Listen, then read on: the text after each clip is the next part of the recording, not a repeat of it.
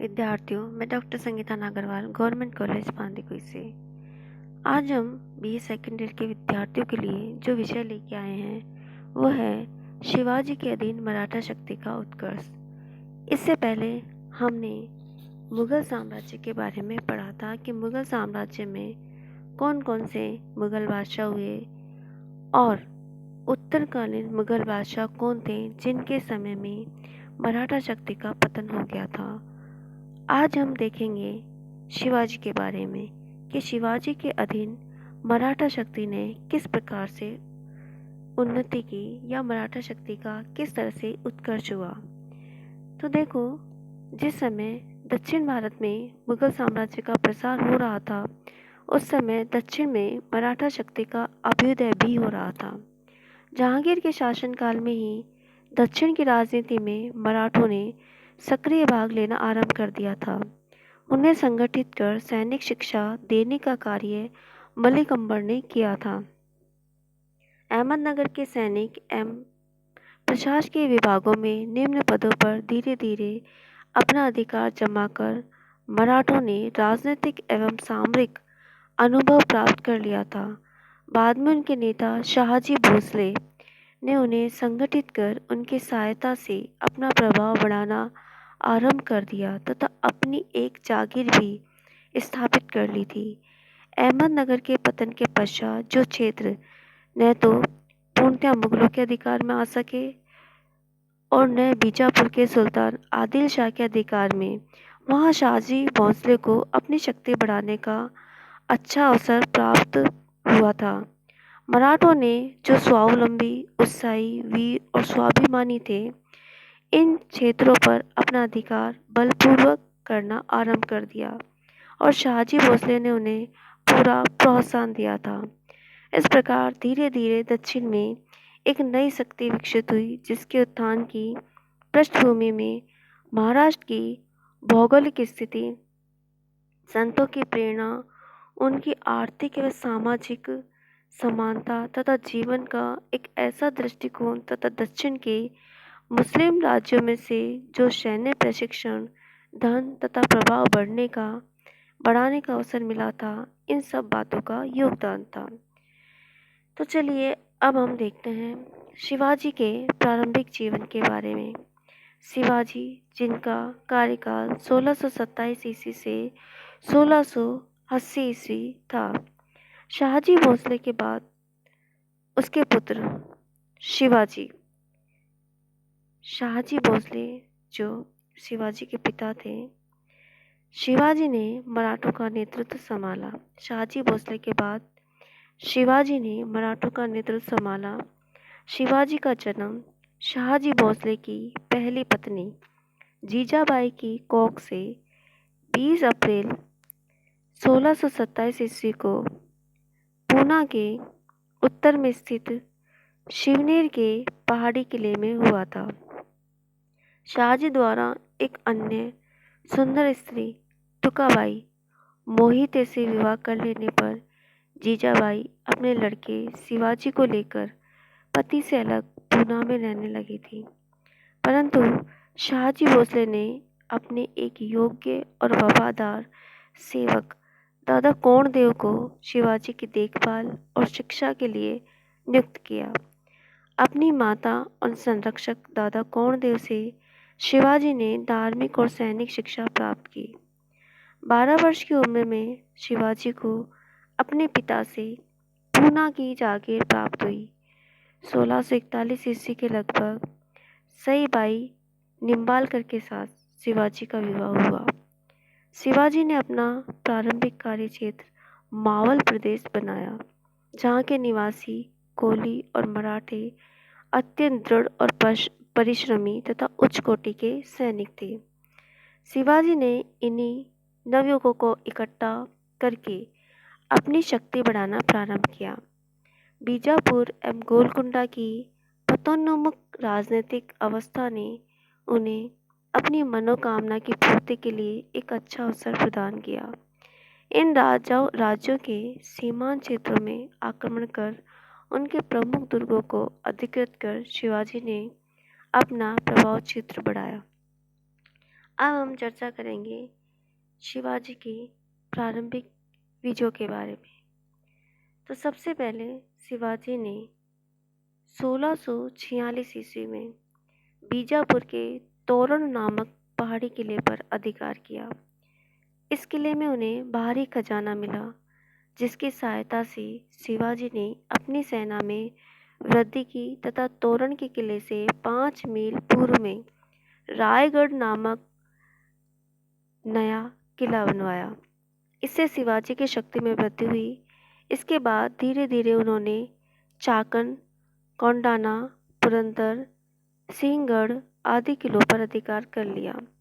शिवाजी की प्रगति को देखते हुए बीजापुर के सुल्तान ने उनके पिता शाहजी भोसले को 1648 ईस्वी में कैद कर लिया और तभी छोड़ा जब शाहजी के पुत्र शिवाजी तथा व्योमकोजी ने बंगलोर और कोंडाना के किले सुल्तान के आदमियों को वापस कर दिए।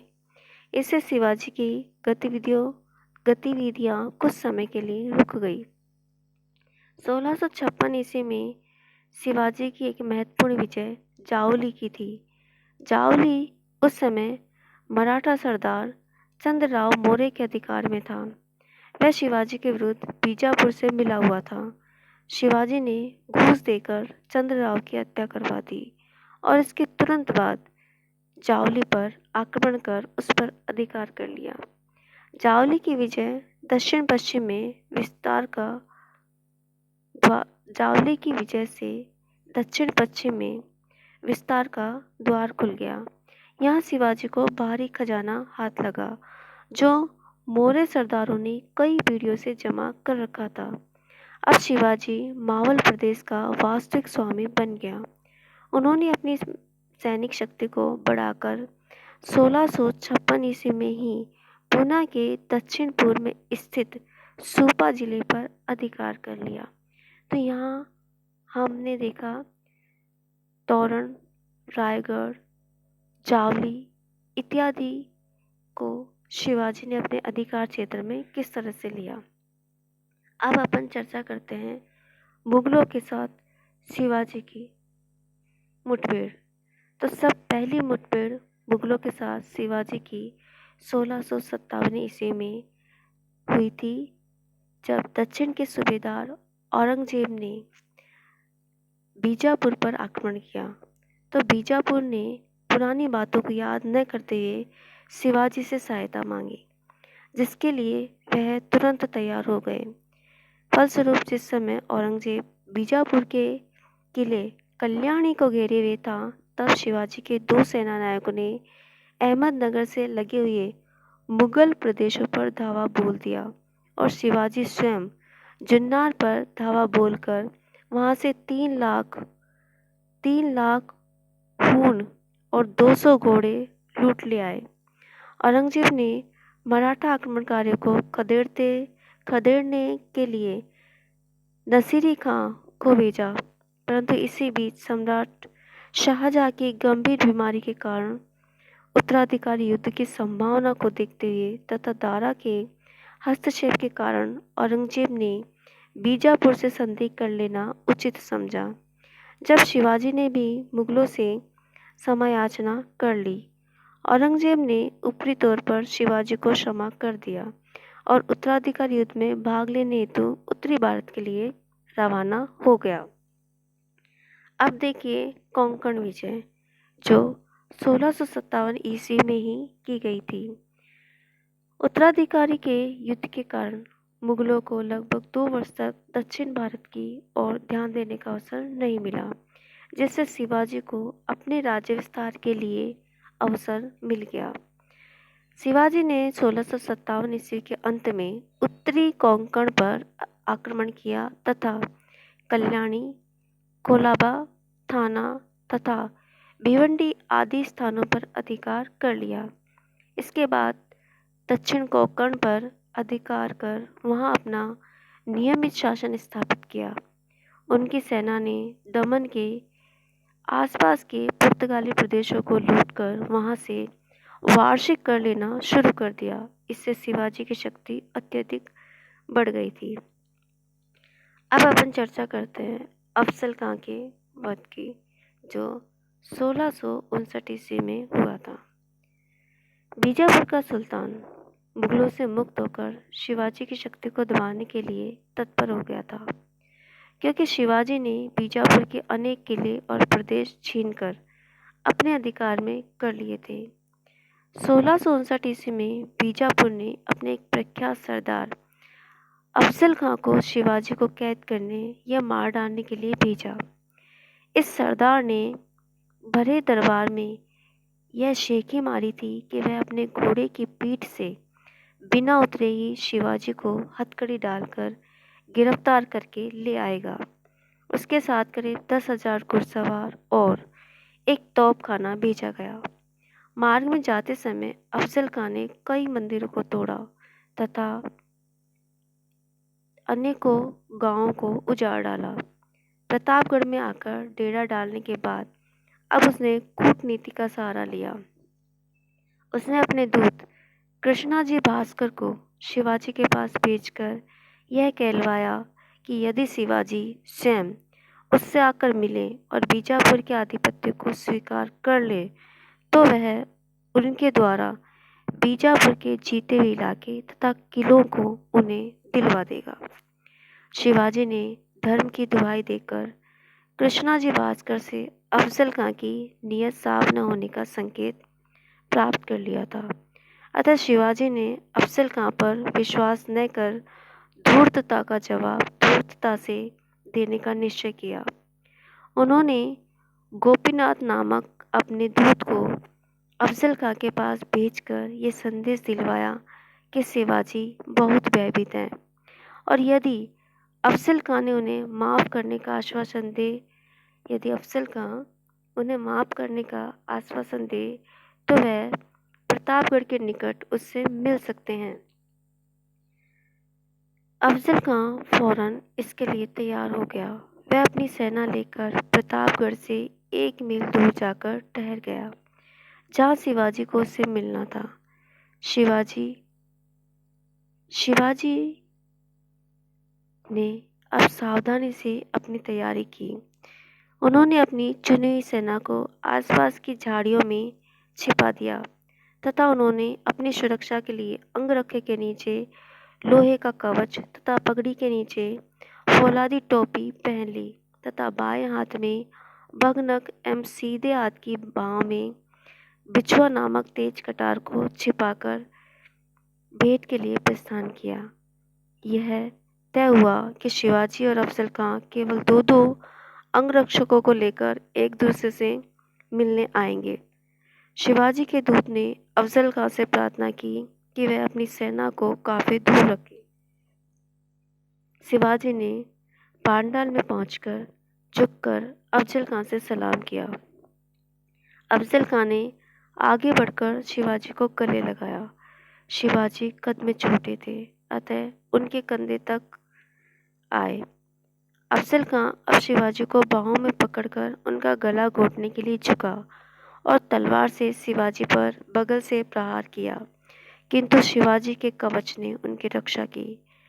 जब शिवाजी ने भखनक से अफजल खां के पेट की आंतों को बाहर निकाल दिया और बिछुए को अफजल खां के बगल में घुसेड़ दिया, फलस्वरूप अफजल खां ने घायल होकर शिवाजी को छोड़ दिया और जोर से चीखा। अफजल खां के एक अंगरक्षक सैयद बांदा ने तलवार से शिवाजी के सिर पर प्रहार किया, किंतु छिपी हुई फौलादी टोपी ने शिवाजी की रक्षा की। शिवाजी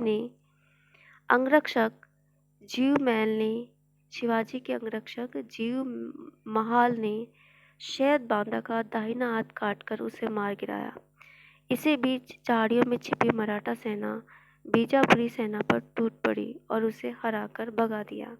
इसके बाद शिवाजी ने तोपखाना, गोला बारूद, खजाना, हाथी, ऊंट और शत्रु सेना की सारी सामग्री पर अधिकार कर लिया। यह घटना 2 नवंबर 1659 की बताई जाती है। इस विजय से प्रोत्साहित होकर शिवाजी ने दक्षिण कोंकण और कोल्हापुर जिले में अपनी सेनाएं भेजकर विजय प्राप्त की। उन्होंने पन्हाला खेलना, बसंतगढ़, बंगा और आसपास के किलों पर अधिकार कर लिया और जनवरी 1660 ईस्वी के अंत में लूट के सामान सहित विजयी होकर अपनी राजधानी रायगढ़ लौटे। अब बीजापुर के सुल्तान ने सेनाएं भेजकर 1660 ईस्वी में शिवाजी ने पन्हाला छीन लिया। इसी समय मुगलों ने भी उनसे चाकन का किला ले लिया। 1662-63 ईस्वी में शाहजी के हस्तक्षेप के कारण शिवाजी व बीजापुर में एक दूसरे की सीमाओं पर आक्रमण न करने तथा मिलकर मुगलों का मुकाबला करने पर समझौता किया। इसके पश्चात शिवाजी का बीजापुर से कोई महत्वपूर्ण संघर्ष नहीं हुआ। अब हम चर्चा करें शाहिद खां की और शिवाजी की। शाहिद खान पर शिवाजी ने आक्रमण किया था 1663 ईस्वी में। तो अफजल खां को मारने के बाद शिवाजी का साहस बहुत बढ़ गया था और उन्होंने सब दिशाओं में अपनी हलचल शुरू कर दी थी।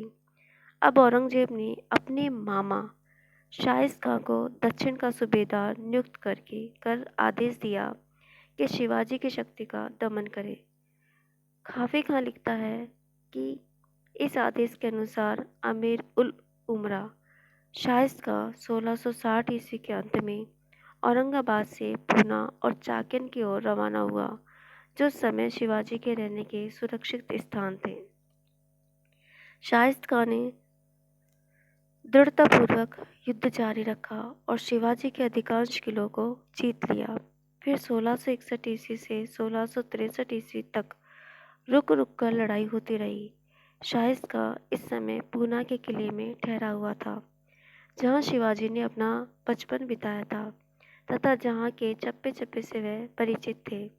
शिवाजी ने रात्रि के समय शाहिद खां पर आक्रमण की योजना बनाई और अपने 400 चुने हुए सैनिकों को लेकर 5 अप्रैल 1663 ईस्वी को यह कहकर कि वह शाही सेना के मराठा सैनिक हैं, पूना के किले में प्रवेश कर लिया। अर्धरात्रि के बाद शिवाजी के नेतृत्व में मराठा सैनिकों ने शाहिद खां के महल पर धावा बोल दिया तथा सोने के कमरे में प्रवेश कर शाहिद खां पर हमला किया। भागते हुए शाहिद खां के हाथ का अंगूठा शिवाजी की तलवार से कट गया। रात्रि के अंधकार में मराठों ने भीषण मारकाट की, जिसमें शाहिद खां के 2 पुत्र सहित अनेक सेवक मारे गए। बाद में शिवाजी अपने साथियों को इकट्ठा कर तीव्र गति से वहां से भागने में सफल हो गए। घबराए हुए तथा भौचक्के मुगल सैनिक शिवाजी का पीछा तक नहीं कर सके।